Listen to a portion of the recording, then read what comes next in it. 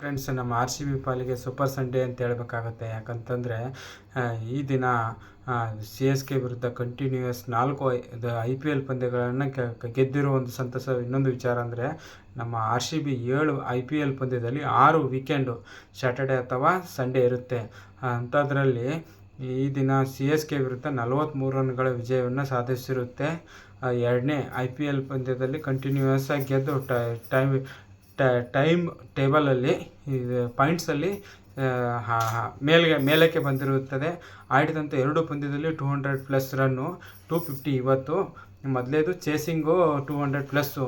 ಹೀಗಾಗಿ ವೀಕೆಂಡಲ್ಲಿ ನಮ್ಮ R C B ಜಗತ್ತಿನಲ್ಲೇ ಅತ್ಯಂತ ಹೆಚ್ಚು ಫ್ಯಾನ್ ಫಾಲೋವರನ್ನು ಹೊಂದಿರುವಂಥ ತಂಡ ಅಂಥೇಳಿ ನೋಡಿ.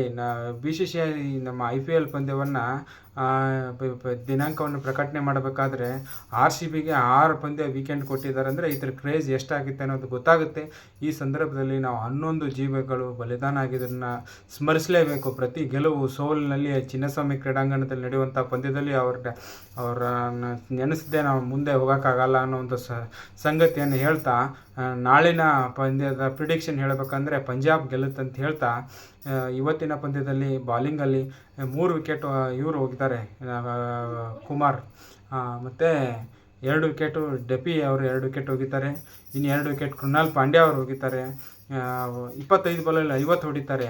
ಸರ್ಫ್ರಾಜ್ ಖಾನ್, ನಮ್ಮ ಮಾಜಿ ಆರ್ ಸಿ ಬಿ ಆಟಗಾರರು, ಅವರು ಒಂದು 207 ರನ್ಗೆ ಆಲ್ಔಟ್ ಆಗ್ತಾರೆ ಅಂತ ಹೇಳ್ತಾ, man of the match David ಅವರು 70 ರನ್ 25 ಬಾಲಲ್ಲಿ ಅವ್ರಿಗೆ ಸೇರ್ಬೇಕಂತ ಹೇಳ್ತಾ ನಾನು ವಿಡಿಯೋ ಮುಗಿಸ್ತಾ ಇದ್ದೀನಿ. ಜೈ ಹಿಂದ್, ಜೈ ಕರ್ನಾಟಕ ಮಾತೆ, ಜೈ ಜವಾನ್.